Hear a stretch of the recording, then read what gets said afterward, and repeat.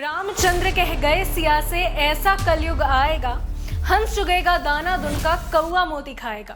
कहा जाता है कि कलयुग खत्म होने में अभी भी 4,56,875 साल बाकी हैं। पर दुनिया में इजराइल, फिलिस्तीन और यूक्रेन, रूस की कहानी देखकर हमें ऐसा लगता है कि कलयुग अपने प्रथम चरण में ही चरम सीमा पर है। जी हाँ, मैं श्रेया उपाध्याय बात कर रही हूँ इजराइल और गाजा पट्टी की मौजूदा स्थिति के बारे में। इजराइल और हमास के बीच चल रही जंग का चौथा दिन है। बीते शनिवार को हमास के गाजा पट्टी के द्वारा इजराइल पर 5,000 रॉकेट दागे गए थे। हमला सुबह के करीब 6 बजे हुआ था, जिसके बाद एक साथ इजराइल के 7 शहरों पर हमला किया गया था। वहीं इस हमले के जवाब में इजराइल ने आज गाजा बॉर्डर पर कब्जा कर लिया है। साथ ही इजराइल सेना ने अब तक हमास के करीब 1700 से अधिक ठिकानों को भी ध्वस्त किया है। 2,500 से ज्यादा लोग हमले में गंभीर रूप से घायल भी हुए हैं और हजारों लोगों की जान जा चुकी है। साथ ही इजराइल में हमास से लड़ने के लिए गाजा के पास 1 लाख अतिरिक्त सैनिकों को भी भेजा गया है।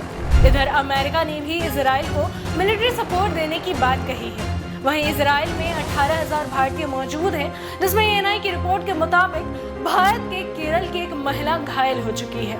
साथ ही नेपाल के 10 छात्र, अमेरिका के 4 और थाईलैंड के 12 लोगों की मौत हो चुकी है। हमास ने दावा किया है कि उनके पास इजराइल के करीब 200 से ज्यादा नागरिक बंधक बने हुए हैं। थाईलैंड के 11 नागरिक भी हमास के कब्जे में हैं। ये है इजराइल और हमास के युद्ध का हाल। अब हम जानेंगे इस युद्ध के कारण के बारे में।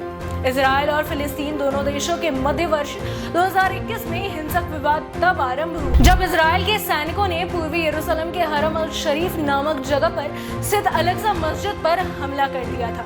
इजराइल सैनिकों द्वारा मस्जिद में बॉम्ब दागे गए थे। इसी के बदले के रूप में बीते शनिवार को हमास के द्वारा ये आतंकी हमला हुआ है। पर अब भी कई सारी ऐसी गुत्थियां हैं जो कि अनसुलझी सी लगती हैं, जैसे कि दोनों देशों के बीच विवाद की जड़ क्या है, गाजा पट्टी क्या है और हमास क्या है। ये चीजें जानने के लिए हमें इतिहास के पन्नों में जरा भीतर तक झांकना होगा।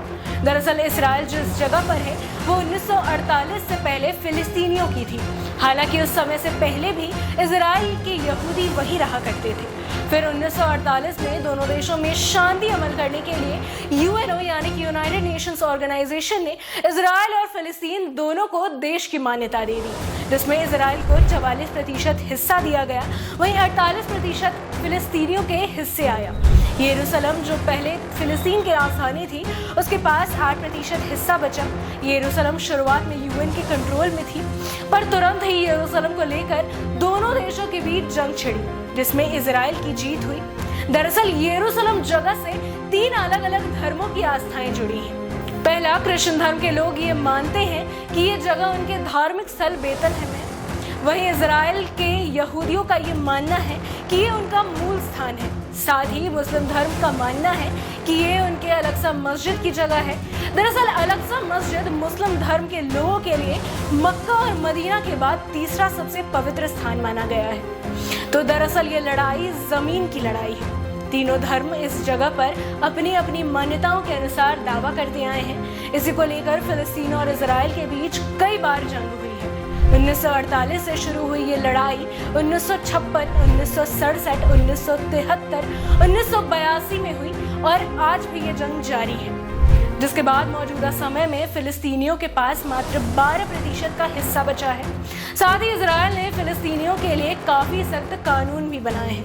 फिलिस्तीनियों को ना तो वेपन्स रखने की इजाजत है, ना ही आर्मी, ना ही नेवी और ना ही एयरफोर्स।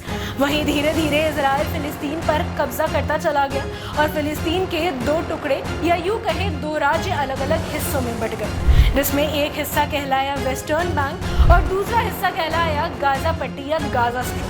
वेस्टर्न बैंक में लोग शांति प्रिय और नरम दल की तरह पेश आते हैं, वहीं गाजा पट्टी के लोग गरम दल की तरह पेश आते हैं। इसी गाजा पट्टी में रहते हैं हमास संगठन के लोग। हमास शुरुआत में एक पॉलिटिकल पार्टी के रूप में सामने आया था, पर प्रॉपर रिकग्निशन न मिलने के कारण बाद में ये एक आतंकवादी संगठन के रूप में सामने आ चुका है। इसी गाजा पट्टी में रह रहे हमास के लोगों के साथ अक्सर इजरायली सेना की जंग हमें देखने को मिलती है। वहीं हमास संगठन के वेपन्स की बात करें तो उन्हें वेपन सप्लाई पास ही से लगे इजिप्ट के जरिए ईरान से आता है। इजराइल की बात करें तो छोटा देश होने के बावजूद भी इजराइल हर श्रेणी में आत्मनिर्भर और संपन्न है।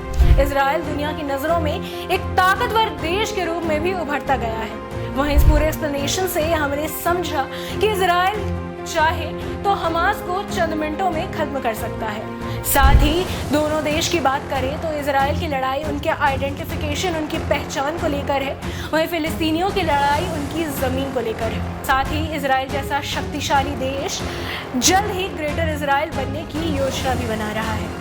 ऐसी तमाम खबरों के लिए देखते रहिए ग्लोबल मीडिया अपडेट्स। धन्यवाद।